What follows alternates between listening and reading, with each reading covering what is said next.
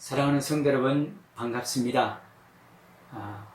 코로나로 어려운데 또 홍수까지 겹친 어려움으로 우리의 삶이 많이 피곤하고 지치기 쉬운 때입니다. 그럼에도 불구하고 하나님의 은혜가 우리와 함께 하신 것을 생각하면서 시간도 감사를 드릴 수 있었으면 좋겠습니다. 교회에서 함께 예배하지 못했지만 주일 말씀을 같이 나누는 이 시간 정성을 모아서 같이 예배하면 좋겠습니다. 우리 잠시 조용히 묵상으로 기도하겠습니다. 함께 사도신경으로 신앙 고백드립니다. 나는 전능하신 아버지 하나님, 천지의 창조주를 믿습니다. 나는 그의 유일하신 아들, 우리 주 예수 그리스도를 믿습니다. 그는 성령으로 잉태되어 동정녀 마리아에게서 나시고 본디오 빌라도에게 고난을 받아 십자가에 못 박혀 죽으시고 장사된 지 사흘 만에 죽은 자 가운데서 다시 살아나셨으며 하늘에 오르시어 전능하신 하나님 아버지 우편에 앉아 계시다가 거기로부터 살아있는 자와 죽은 자를 심판하러 오십니다. 나는 성령을 믿으며 거룩한 공교회와 성도의 교제와 죄를 용서받는 것과 몸의 부활과 영생을 믿습니다. 아멘. 하나님의 말씀을 바로 보도록 하겠습니다. 오늘의 말씀은 신명기 11장입니다. 모세 오경 중에서 다섯 번째 성경 신명기 11장 8절에서 17절 말씀, 제가 말씀을 봉독해 드립니다.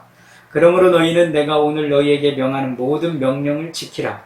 그리하면 너희가 강성할 것이요 너희가 건너가 차지할 땅에 들어가서 그것을 차지할 것이며 또 여호와께서 너희의 조상들에게 맹세하여 그들과 그들의 후손에게 주리라고 하신 땅, 곧 젖과 꿀이 흐르는 땅에서 너희의 날이 장구하리라.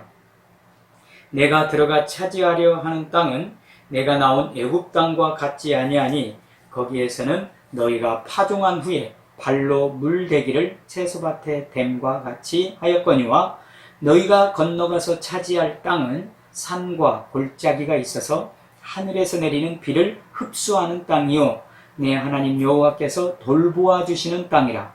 연초부터 연말까지 내 하나님 여호와의 눈이 항상 그 위에 있느니라.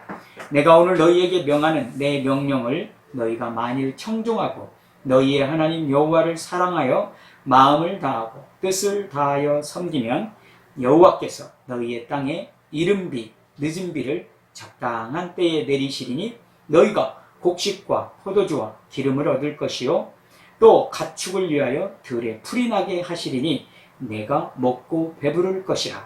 너희는 스스로 삼가라. 두렵건대 마음에 미혹하여 돌이켜 다른 신들을 섬기며 그것에게 절함으로 여호와께서 너희에게 진노하사 하늘을 닫아 비를 내리지 아니하여 땅이 소산을 내지 않게 하심으로 너희가 여호와께서 주신 아름다운 땅에서 속히 멸망할까 하노라. 아멘. 오늘 말씀을 중심으로 우리가 오늘 생각할 제목은 이슬과 비의 은혜입니다. 은혜에 대한 얘기를 같이 나누려고 하는데 이스라엘 백성들이 누린 두 가지 은혜를 생각하면서 또 우리가 이 시대에 누려야 될 은혜임을 같이 생각하는 말씀입니다. 이스라엘 백성들은 물과 관련이 많은 민족입니다. 잘 아는 것처럼 이스라엘 백성들이 애굽에서 구원받을 때 바로 홍해바다를 건너게 되죠. 이 홍해를 건넌 것을 고린도전서에서는 세례를 받은 것이다 라고 영적으로 의미를 부여합니다. 이스라엘 백성들이 가나안 땅을 들어가기 위해서 요단강을 건너죠. 그래서 요단강을 건너가면 가나안 복지를 들어가게 된다 하는 천국에 대한 소망, 이런 하나님의 복, 이런 것들이 또 강과 관련되어 있습니다. 또 신약에서는 예수님 시대 때 보면 갈릴리 호수에서의 사역이 참 많습니다. 그 주변에서 나사렛, 가버나움, 그런 갈릴리, 혹은 해변, 예, 이런 참 많은 일들이 이런 물과 관련이 있습니다. 이스라엘의 지도는 아주 간단히 되어 있습니다. 위쪽에 물이 있는데 그게 갈릴리 호수고요. 그 한 줄기의 물이 쭉 내려오는 강이 요단강입니다. 그리고 아래쪽에 갈릴리보다도 한 4-5배 큰 사해바다가 있습니다. 사실은 저수지인데 너무나 넓어서 바다라고 표현합니다. 이 갈릴리 호수, 요단강, 사해바다, 그리고 이쪽이 요단 동편 땅, 그 다음에 요단 서편 땅, 이렇게 해서 이스라엘 백성들은 그 지역에 살아가고 있습니다. 물과 많은 관련이 있는데 오늘 2가지 은혜도 바로 첫째는 이슬의 은혜고 두 번째 은혜는 비의 은혜입니다. 자, 이스라엘 백성들이 누렸던 이 은혜가 무엇인지를 먼저 생각하면 첫째로 이슬의 은혜. 이슬의 은혜는 주로 광야 40년 생활에서 누렸던 은혜입니다. 광야 하니까 메마른 땅 아닙니까? 나무도 없고 돌이나 좀 있고 바위, 혹은 우리 하나님께서 바위에서 물을 주시기도 하지만 사실은 광야의 척박한 땅에는 물이 부족하죠. 먹을 양식이 없습니다. 파종할 수가 없습니다. 하나님은 그런 이스라엘 백성들을 출애굽시켜서 광야 40년 동안 이슬을 내려주셔서 부족한 수분을 공급해 주시고 또 이슬 속에 만나까지 내려주셨다고 성경은 말하고 있습니다. 민수기 11장 9절에 보면 이런 표현이 있습니다. 밤에 이슬이 진영에 내릴 때에 만나도 함께 내렸더라. 그래서 출애굽기 16장 13절에 보면 저녁에는 메추라기가 와서 진에 덮이고 아침에는 이슬이 진 주위에 있더니 그 이슬이 마른 후에 광야 지면에 작고 둥글며 서리같이 가는 것이 있는지라. 그게 바로 만나죠. 그렇습니다. 이슬이 마르고 나면 하나님이 그 안에 서리 같은 만나를 주셨습니다. 그러니까 40년 동안 광야에서 살 수 있었던 방법, 하나님의 은혜가 바로 이 이슬의 은혜에 있습니다. 또 이슬과 함께 내렸던 만나는 먹을 양식이고 이슬은 공급되는 수분입니다. 또 하나님이 부족하니까 바위를 깨뜨려서 물을 주시기도 하지만 광야에서 매일매일 하나님이 이슬을 공급해 주셨습니다.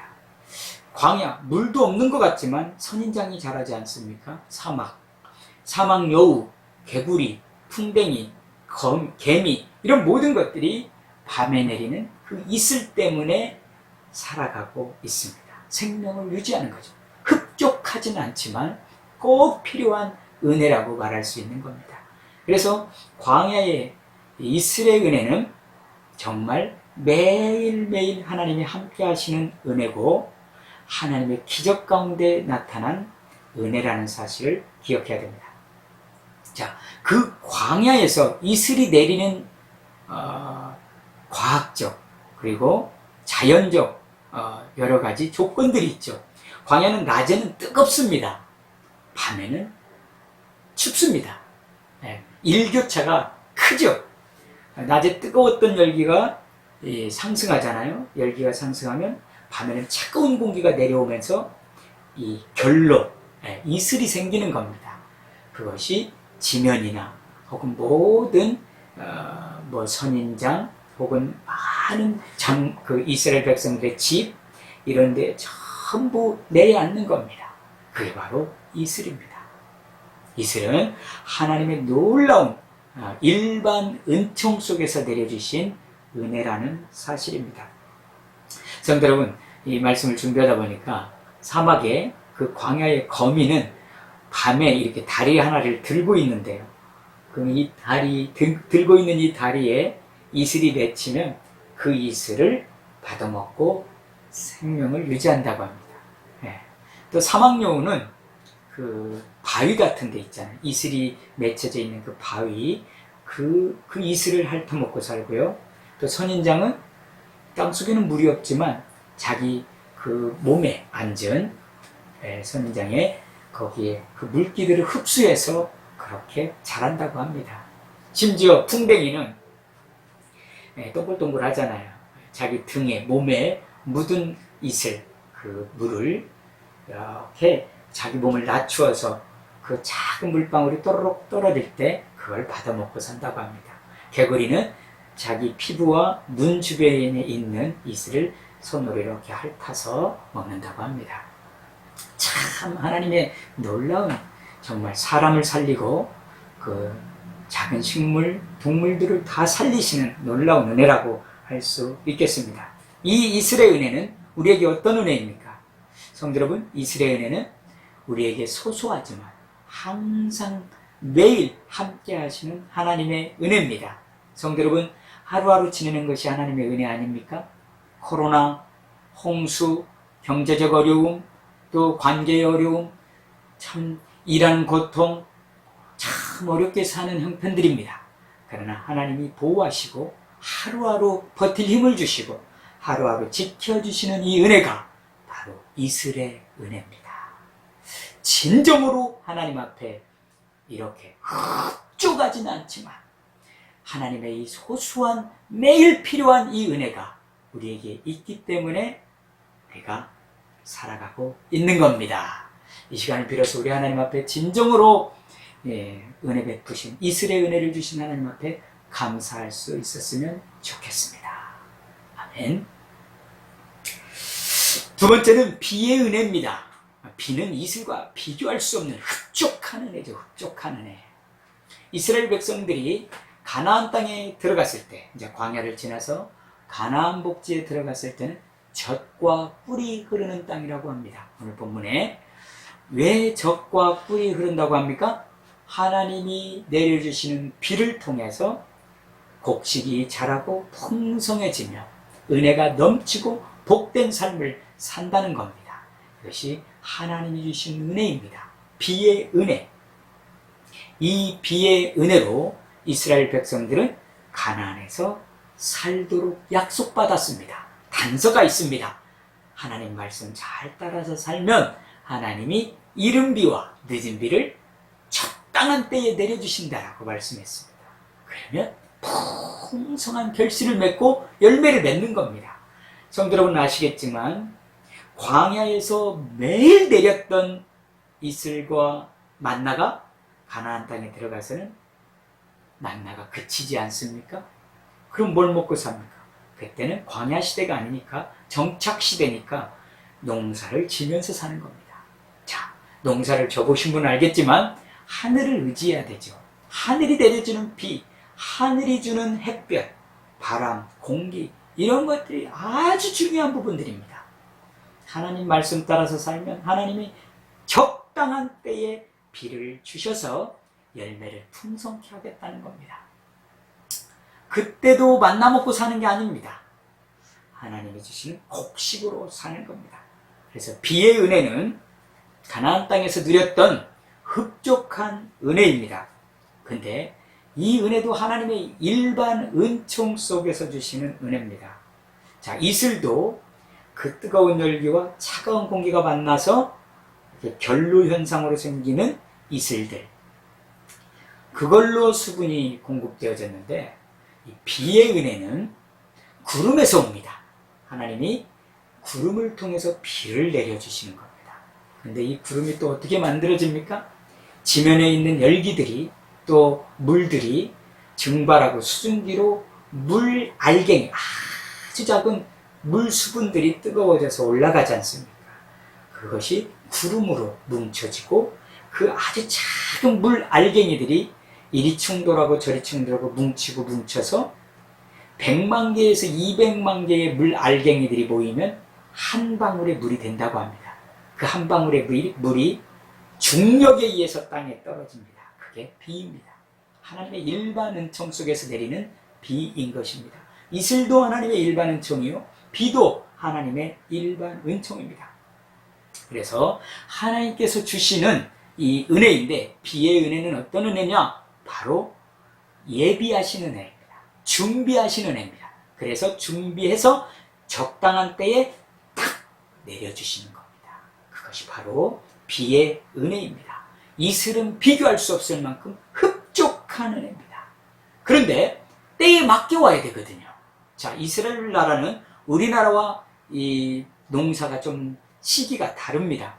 우리나라는 봄에 파종하고 가을에 거두잖아요. 반대라고 생각하면 됩니다. 이스라엘은 더운 나라고, 그래서 가을에 파종하고 봄에 거둡니다. 자, 가을에 파종할 때 비가 반드시 내려야 됩니다. 그걸 성경에 이른 비라고 말합니다. 이른 비가 오지 않으면 파종할 수 없고 그 해의 농사는 망치는 겁니다. 자, 그리고 가을에 추수하기 전에 알곡이 되고 그리고 무럭무럭 자라가기 위해서는 또 늦은 비가 필요합니다. 그 늦은 비가 적당한 때에 오면 풍년을 이루고 그 알곡이 아주 싱싱하게 잘 맺는 겁니다. 자, 오늘 성경에 이른 비와 늦은 비를 주신다. 그것은 바로 하나님의 적당한 때에 내리는 흡족한 은혜입니다. 그것으로 인하여 열매가 풍성해지고 동물도 식물도 사람도 살게 되는 풍요로운 삶을 살게 되는 것입니다. 성도 여러분, 그렇다면 이 비의 은혜는 우리에게 어떤 은혜입니까? 우리에게 어떻게 적용될 수 있습니까? 하나님이 우리가 가장 어려울 때 혹은 가장 절실할 때, 필요할 때 흠뻑 적게 해주시는 은혜를 주실 때가 있습니다. 내가 간절히 기도했던 문제를 하나님이 가장 적절한 때에 응답하심으로 제 마음을 기쁘게 하고 시원하게 해주시며 은혜가 넘치도록 하나님의 은혜에 감격하도록 역사하시는 은혜들입니다. 그런 은혜들을 경험해 보시지 않았습니까? 저도 목회를 하면서 참 절실할 때가 많았습니다. 그게 어떤 거든 하나님이 그 절실한 기도 제목을 정말 저에게 크게 위로하시면서 응답하신 것들을 체험을 하게 됩니다. 그런 체험들을 통해서 하나님의 은혜가 얼마나 큰지, 얼마나 흡족한지 감사하지 않을 수가 없는 겁니다. 이런 은혜를 체험 한번 하면 하나님을 향한 사랑과 하나님을 향한 정말 이 경외심이 정말 많아지고 높아집니다. 성도 여러분, 이 비의 은혜는 우리에게 흡족하게 합니다. 만족하게 합니다. 그래서 하나님을 사랑하게 하는 겁니다. 이런 은혜를 삶에서 꼭 느끼기를 그리고 체험하시기를 축원합니다. 어떻게 체험할 수 있을까요? 간절하고 애절한 문제를 하나님 앞에 기도하고 하나님 도움을 요청해서 하나님이 정말 이루어 주시는 것, 그런 체험을 하면 우리는 정말 기쁨이 넘치게 될 겁니다. 건강 문제, 경제적인 문제, 혹은 사람과의 관계 문제, 혹은 여러 가지 사업 문제, 손을 대하는 모든 일들, 정말 절실한 기도 제목들, 이런 것들을 하나님께 한번 맡겨보세요. 하나님이 흠뻑 쳤도록 은혜 베푸실 줄로 믿습니다. 믿고 실천 한번 해보시기 바랍니다. 마지막 나누고 싶은 말씀이 바로 이제 가장 중요한데, 이런 은혜를 어떻게 누릴 수 있는가? 자, 먼저 생각할 건 이런 것을 누리는 방법은 딱 한 가지입니다. 13절, 14절 하나님의 말씀에 청종할 때, 그리고 하나님을 사랑할 때 이른 비, 늦은 비 하나님이 쏟아부어 주시는 겁니다. 단서가 그겁니다. 그냥 하나님은 적당히 생각하면서 복을 구한다, 안 맞는 얘기입니다. 오히려 하나님은 이렇게 말하고 있습니다. 16, 17절에는 하나님을 떠나거나 다른 우상을 섬기고 하나님을 멀리하면 복이 아니라 재앙과 화라고 말씀하고 있습니다. 자, 재앙과 화 어떻게 하나님은 보여줄까요? 하늘의 문을 닫아버려요. 비가 안 내리게 하는 거예요. 이슬도 아예. 그래서 열왕기상 17장에 보면 엘리야 시대 때, 그때가 이스라엘의 왕이 아하방이었습니다. 아하방은 아주 사악한 왕이었고 우상 숭배를 많이 했던, 전 국민을 타락시켰던 왕이라고 할 수 있습니다. 그때 하늘의 이슬과 비가 다 멈췄습니다. 엘리야가 하나님의 말씀을 받아서 선포했습니다. 내 말이 없으면 앞으로 비도 이슬도 땅에 내리지 않는다. 이렇게 말했습니다. 그게 열왕기상 17장 1절입니다. 하나님의 말씀대로 살지 않고 하나님 버리고 우상을 따라가 사는 이스라엘 백성들에게 하나님께서 무려 3년 6개월 동안이나 비도 이슬도 내리지 않았다고 성경은 기록하고 있습니다. 얼마나 큰 재앙입니까? 그러면 먹고 사는 문제가 1차적으로 문제가 생깁니다. 그래서 사람들이 너무나도 어려운 상황이 되는 겁니다. 자, 그래서 하나님을 떠나면 안 됩니다. 우상을 섬기면 안 됩니다. 그러면 복이 아니라 재앙과 화와 멸망과 어려움을 당하는 겁니다. 오늘 본문 17절 보세요. 여호와께서 너희에게 진노하사 하늘을 닫아 비를 내리지 아니하여 땅이 소산을 내지 않게 하심으로 너희가 여호와께서 주신 아름다운 땅에서 속히 멸망할까 하느라. 하나님의 재앙은요 간단합니다. 비만 안 주면 우리 못 사는 거예요. 해만 구름으로 다 가려놔도 우리 못 사는 겁니다. 사실 우리는 전부 하나님의 은혜로 사는 겁니다. 흡족한 은혜도 소소한 은혜도 전부 하나님의 일반 은총 속에 있는 겁니다. 그러므로 하나님을 결코 떠나서는 안 된다는 겁니다. 어떨 때는 잘 아시겠습니다만 비가 너무 많이 와도 문제예요. 노아 홍수가 그 문제 아닙니까? 창세기 6장 7장 보면 비가 너무 많이 와서 지금 우리하고 똑같지 않습니까? 예, 비의 은혜라고 했는데 비가 너무 많이 오는 것은 재앙인 겁니다. 노아 홍수는 재앙이었고 노아 8식구 외에는 다 생명체가 다 죽었습니다. 지금 우리나라 홍수로 얼마나 많은 어려움을 당하고 죽기도 하고 이재민도 발생하고 또 많은 경제적 손실을 이뤄내며 교통도 복잡하고 나가는 것도 어렵고 불편합니까? 코로나로 얼마나 어렵습니까? 엎친 데 겹치고 또 산중 또 어려운 가운데 많은 어려움이 있습니다. 이건 복이 아니라 재앙입니다. 성도 여러분, 하나님 앞에 우리가 하나님을 더 가까이 하면서 사는 것이 중요한 겁니다. 자, 하나님의 말씀에 청종하고 살면 오늘 이른 비, 늦은 비, 적당한 때에 적당하게 내려주시는 겁니다. 우리가 신경 쓸 것이 없습니다. 하나님이 다 이루어주십니다.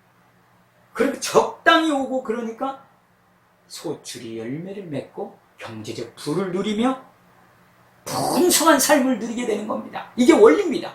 하나님을 더욱 가까이 하고 하나님을 더욱 사랑하며 사는 게 제일 중요한 겁니다.